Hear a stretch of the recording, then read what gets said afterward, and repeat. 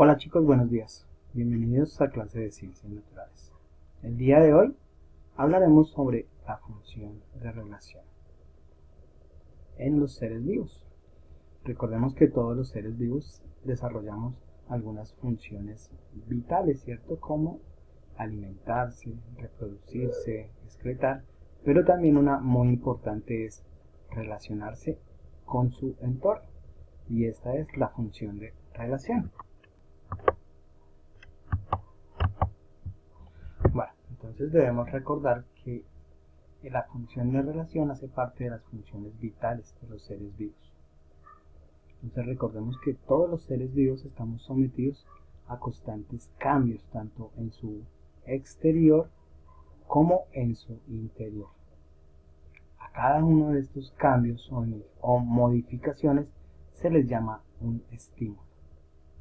Esos estímulos pues permiten que los individuos puedan reconocer los peligros o las ventajas de su entorno, ¿cierto? Y aprovecharse o preservar su vida. Entonces, dentro de esos estímulos podemos tener estímulos físicos como son el sonido, la luz, la temperatura, ¿cierto? O también pueden ser de tipo químico, como son algunas toxinas, algunos aromas a ciertas sustancias. Entonces, la capacidad que tienen todos los organismos vivos de identificar esos estímulos y dar una respuesta adecuada se le llama función de relación. Bueno, entonces esta función de relación la podemos dividir en tres etapas, ¿cierto? La primera etapa es la de recibir la información. Entonces todos los organismos vivos pues tenemos la capacidad de percibir esa información, ¿cierto? Ya sea del interior de nuestro cuerpo indicándonos que algo está mal, o del exterior de nuestro cuerpo, ¿cierto? Indicándonos que hay algún peligro, que el clima cambió, ¿cierto? Entonces estos son algunos de los estímulos que podríamos percibir. La segunda parte es la de analizar esa información que se percibió, o analizar ese estímulo para saber qué se debe hacer. Y la tercera parte nos permite dar una respuesta a ese estímulo, es decir, nos permite relacionarnos con ese entorno y responder ante el estímulo que se nos presenta. Entonces, por ejemplo, bueno, digamos, un ejemplo puede ser el clima. Entonces está haciendo mucho calor, ¿cierto? Ese es el estímulo, el calor.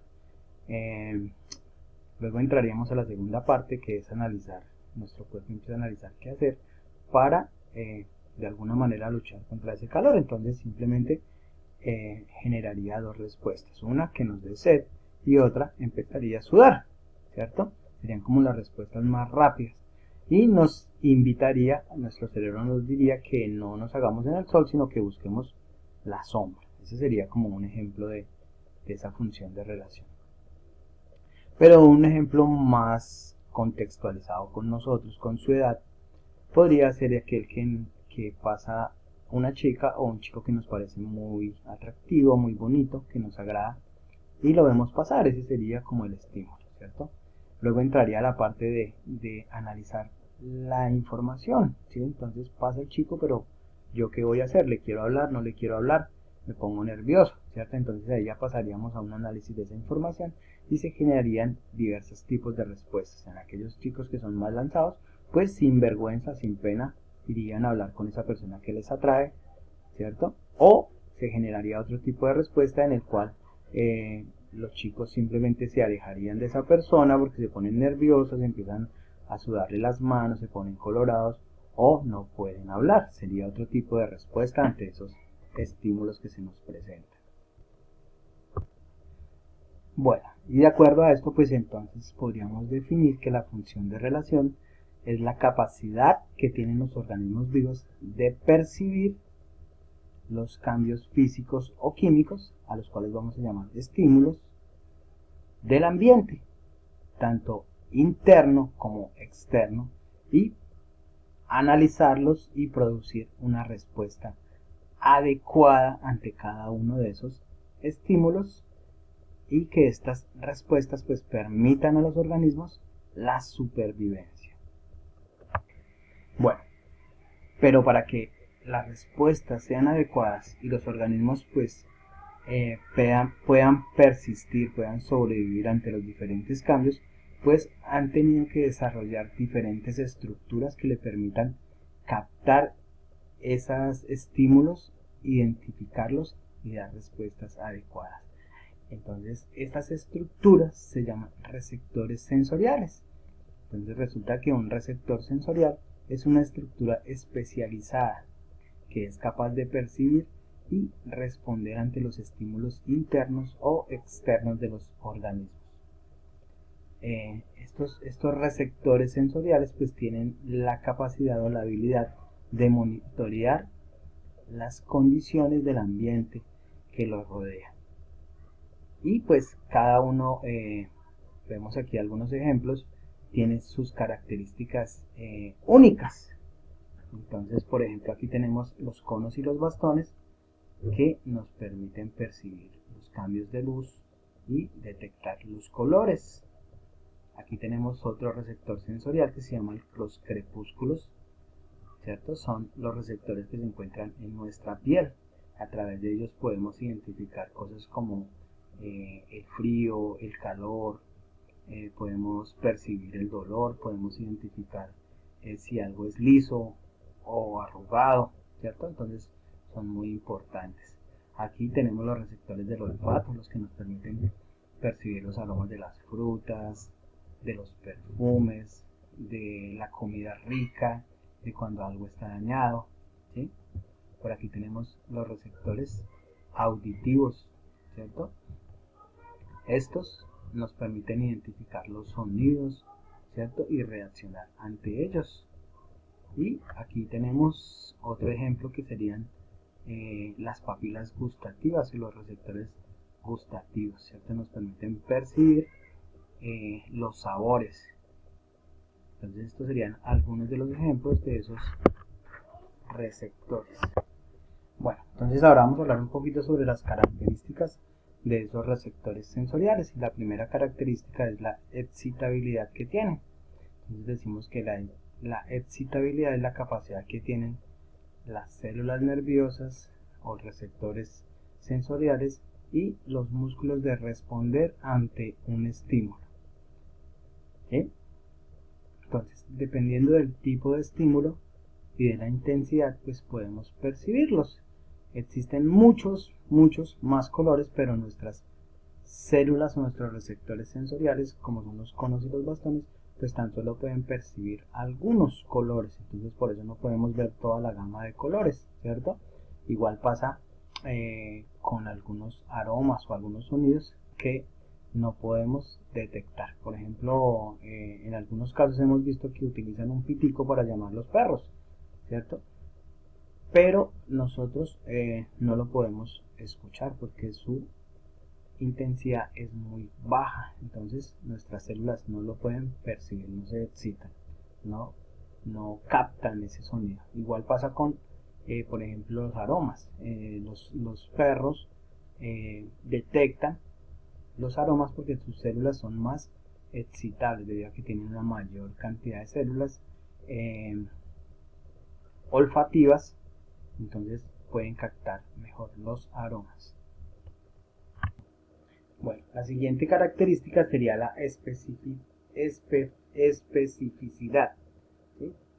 Que es la capacidad que tienen las células de identificar determinados estímulos. No todos los receptores sensoriales captan todos los tipos de estímulos, sino que algunos captan aromas, otros sabores, otros olores, otros colores, ¿cierto? Cada una se especializa en un determinado tipo de receptor. Entonces, por ejemplo, tenemos las papilas gustativas, no pueden captar los sonidos ni los fotorreceptores pueden captar los sabores, es decir, que las papilas gustativas solo van a detectar los sabores, ¿cierto? Y las células auditivas van a detectar los sonidos y los fotorreceptores van a detectar los colores, es decir, que cada una de estas células reconoce un solo tipo de estímulo. Bueno, nuestra siguiente característica sería la adaptabilidad.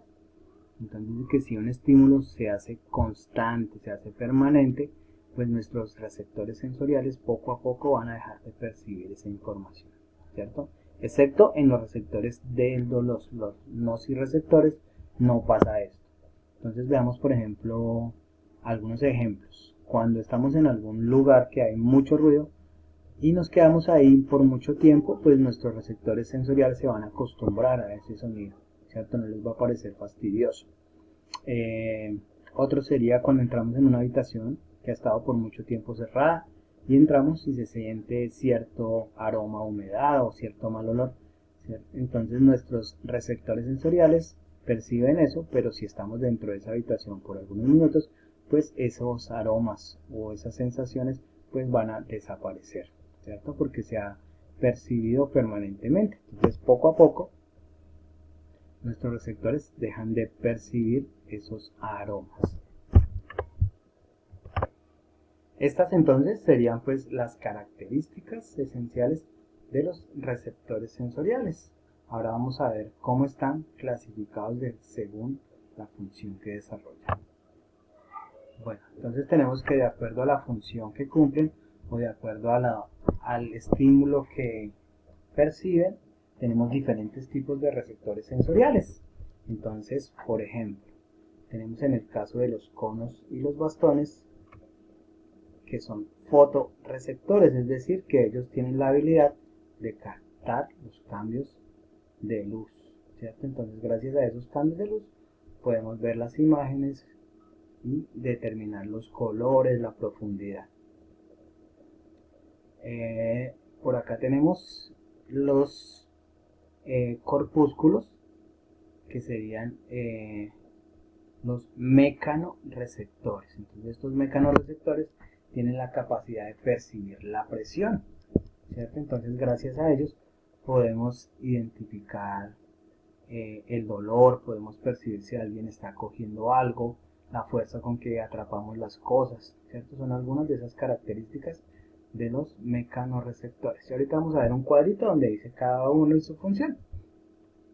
Por aquí tenemos entonces los receptores olfativos. Entonces nuestros receptores olfativos perciben algo que se llama los cambios químicos. Entonces ellos son quimiorreceptores, ¿sí?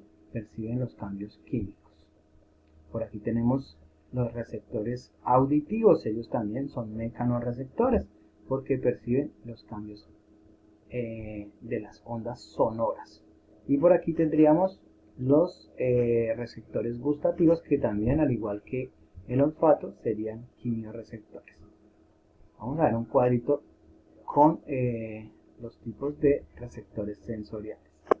Bueno, entonces aquí en nuestro cuadrito pues muestra específicamente cada uno de los receptores sensoriales que tenemos. Tenemos los mecanorreceptores, que reaccionan ante los estímulos mecánicos como el tacto, la presión, la gravedad, el movimiento y la audición. Tenemos también los quimiorreceptores, que son aquellos que responden a los cambios químicos, como el pH, los aromas, ¿cierto? Tenemos los termorreceptores, que nos permiten percibir la temperatura de las cosas, ¿cierto? Permiten identificar si algo está frío o algo está caliente. Tenemos los electroreceptores, que permiten detectar la energía eléctrica, los nociceptores, que nos permiten identificar el dolor, ¿cierto? Y estar alerta ante esos dolores, identificar esos dolores y estar alerta. Y tenemos los fotorreceptores, que son los que se encargan de percibir los cambios de luminosos. Nos permiten detectar la luz, percibir las formas, los colores y los olores. Bueno chicos, hasta aquí tendríamos nuestro tema del día de hoy.